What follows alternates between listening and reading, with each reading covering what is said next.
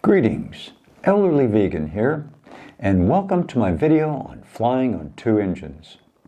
As you can probably guess, I am referring to making healthy choices in food as one engine, while incorporating a program of regular physical activity as the other one. So, which one of these two approaches gives one the best results when it comes to leading a long, healthy, vibrant life? Well, from all the references I consulted, it depends on who you ask, as many of the health experts will have a bias toward one or the other. Historically, I've always favored embracing a regular program of physical activity as the most important. But given the highly processed food industry has such an iron grip on the dietary choices of the American public, and because the ultra-processed foods are so overwhelmingly unhealthy for multiple reasons, I've done a 180. Thus, given the standard American diet, I am now of the opinion that wise nutritional choices probably are in the #1 seat as to the most important component of leading a long, healthy life. However, without a doubt, to really maximize a long, vibrant life, one needs to incorporate both into their daily routine. Fly on two engines. Jack LaLanne summed it up this way: exercise is king, nutrition is queen. Put them together, and you have a kingdom. I think this is spot-on advice. Yet it seems to me that when you incorporate both pathways to vibrant health, many of them accomplish the same goals, but from a different approach. For example, consuming beets and leafy greens, especially arugula, increase nitric oxide blood levels, which causes blood vessels to dilate. And this helps with circulation. But aerobic exercise increases cardiac output and efficiency, which also helps with circulation. So, in this example, it would seem best to include them both. But there's another consideration. We did not evolve as a sedentary species. As such, it seems ill-advised to ignore 2 million years of human evolution and forgo an active lifestyle. We were born to move. We just need to find the time to incorporate a regular program of physical activity into our daily routine. But then again, most things that are worthwhile require effort. Now then, I thought I would provide you with a list of potential benefits from a program of regular physical activity, including aerobic exercise, strength training, exercise which cultivate flexibility and balance like yoga.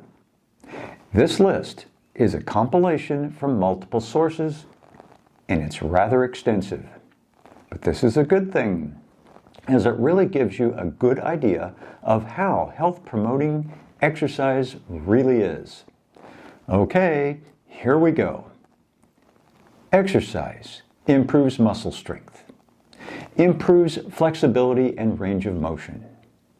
It results in stronger bones, ligaments, and tendons, reduces the chances of injury, improves posture and physique, lowers resting heart rate, increases heart function, lowers blood pressure, increases oxygen delivery to the tissues, improves the function of health of your microbiome, enhances the utilization of dietary fat, improves blood sugar control, reduces the risk of heart disease, lowers total cholesterol levels and triglycerides, increases HDL, increases bone density, increases immune function, aids digestion and elimination, decreases DNA damage and facilitates DNA repair, increases endurance and energy levels through mitochondrial biogenesis, reduces free radical damage to mitochondrial DNA, burns fat and promotes lean body mass,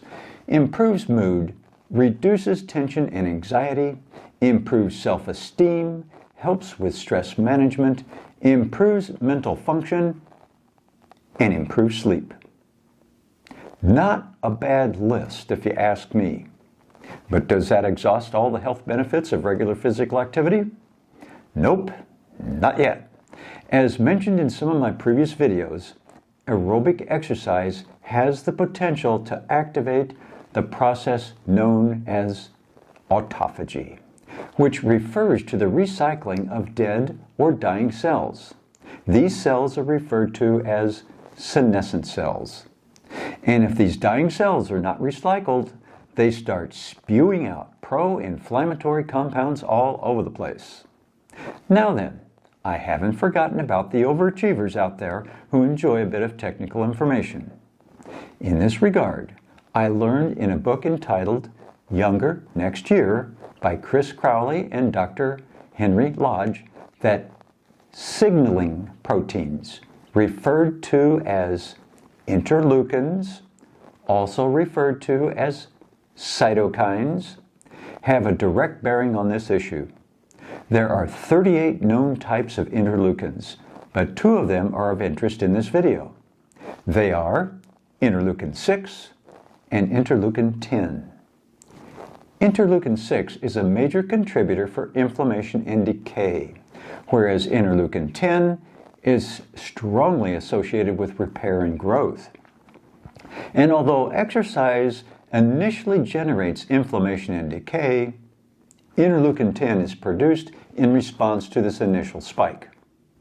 However, the authors go on to say that being sedentary also produces inflammation and decay, but in the absence of exercise, interleukin 10 is not activated.